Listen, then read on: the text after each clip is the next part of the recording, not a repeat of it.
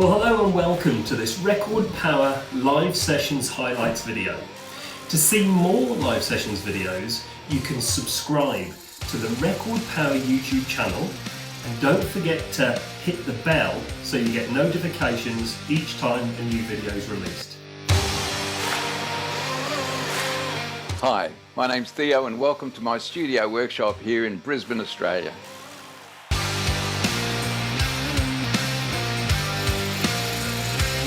So what am I doing? So here it is here.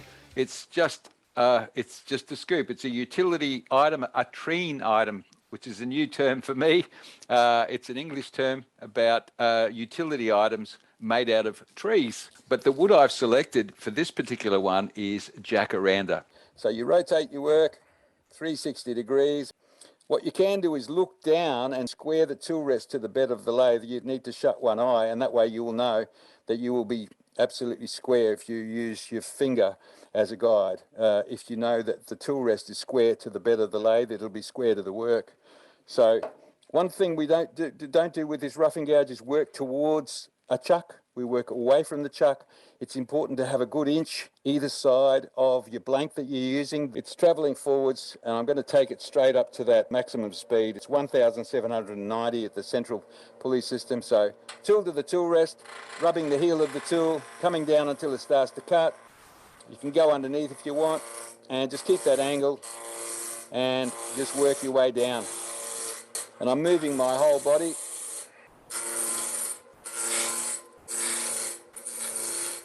Yeah, you would not want to be going this way, because as you come to the end, the wood breaks away and you'd end up in the chuck.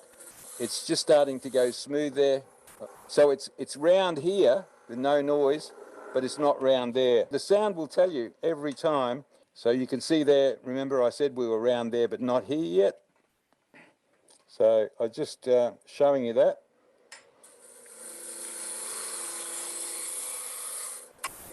Now, it is a lot bigger than what I want, and we can work on that now. And so I've got this turned down low.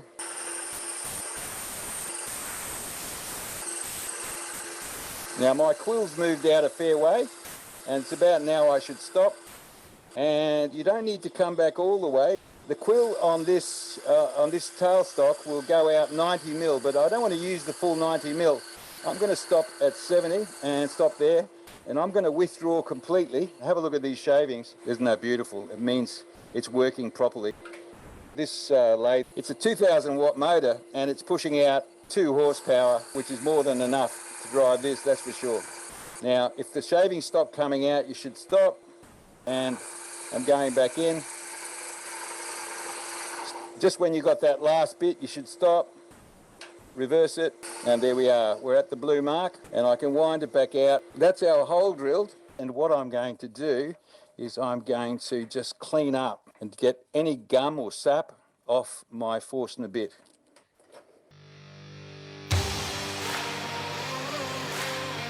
Come and join our international woodworking community and be part of the next Record Power live session.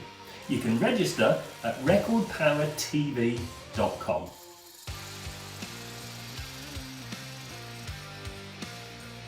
So that's set at 65. The most important thing is to round these points off. Make sure they're rounded. This is before you take the measurement. Let's just get this show on the road now. I'm just going to turn the lathe on. We'll get the speed up to 1790. So we'll start the cut anywhere you like. Make sure the calipers are sitting there, not like that. And make sure your calipers are thinner than your parting tool. If you wiggle your parting tool from side to side, you actually ease the cut. So this is exactly the same process. I'm just going to wiggle it. It just makes the cut a little bit wider, saves the tool overheating. You see where my thumb is? My finger is actually on the tool rest. There we are. That's the process done. And in this case, I'm going to take my, it's about a 1 1/4, I think it is, roughing gouge. You can roll it over and just use the flat, like that. It's like a pencil sharpener. Tool to the tool rest, rub the bevel, come down. Now you'll always get the marks from the calipers because they've actually compressed the fibres, and you just need to just take those out. Now I'm going to stop there because I'm getting pretty close to the end of the tool rest, and you know what I said about working too close to the end of a tool rest. You really don't want to do that. If you take the roughing gouge, tool to the tool rest, but turn it at 45 degrees, and if you pick up the cut and go across, you virtually will make a cut. Every time I make that cut, I'm going deeper, and you can see how the handle is forming, but I'm actually getting a bit of practice in for that nice line, and just working my way to the line. If I go a little bit slower, I'll get a better finish. And if I take a slightly shallower cut, but what I want to do is go fairly steep here, otherwise you end up very thick. So I'm going perpendicular and then swinging around. I'm going to start cutting downhill now. Did you see what I did? Tool to the tool rest. I've got my finger under there. I've got my thumb right in there. I've rolled the tool over. I'm picking it up. So I'm actually slicing at 45 degrees, not cutting. So I'm just going to pick it up here now, just there, and come down. This is probably going to be the last cut. The other thing I have done is I've taken away the heel of the tool and polished it. When it's polished on the leather wheel, it actually just burnishes as you go, but you should only just be caressing it anyway.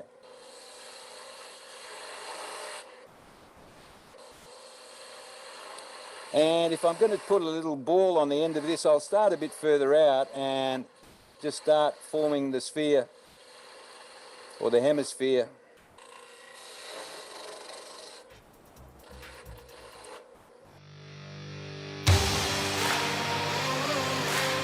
To see more live sessions videos, you can subscribe to the Record Power YouTube channel. You can see what I've done there now. That's what's got to go, and then we're just going to curve that down this way. There it is there. So, dust extractor on. Still got my face shield on. I've only going at about just under 1,000, and I'm holding that so it's pulling away from me in this lower quadrant.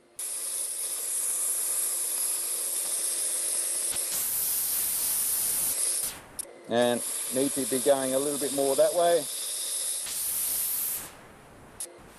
You see how it cleans up? If your belt was going too fast, if your disc was going too fast, you just create a lot of heat.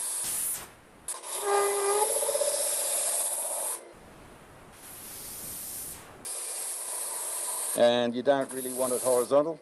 So there we are, we're fairly even that side. This is a bit like doing the letter opener, very similar.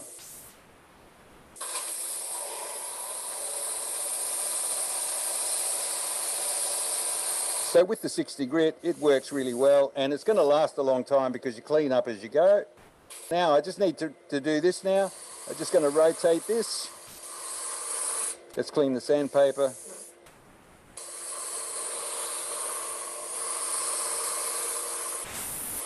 And your fingers, you notice my fingers are going in the direction of the sandpaper, because if your hand would slip,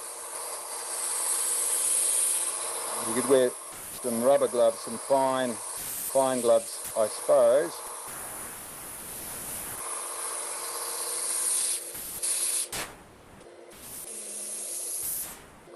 Just looking at that profile, you see that's a fairly nice curve. I've just nearly got there. Just going to go very lightly. And if I wanted to, I could change to a finer pad, but this wood has come up a treat.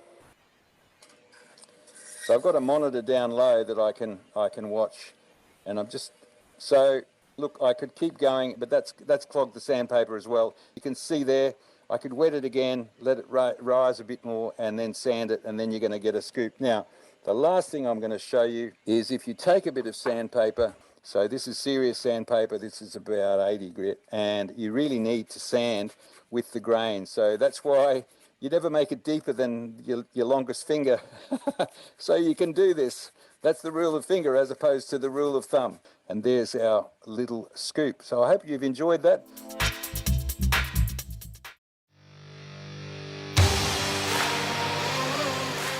Oh, well, thanks for joining us. And don't forget, if you want to see more live sessions videos, you can subscribe at the Record Power YouTube channel.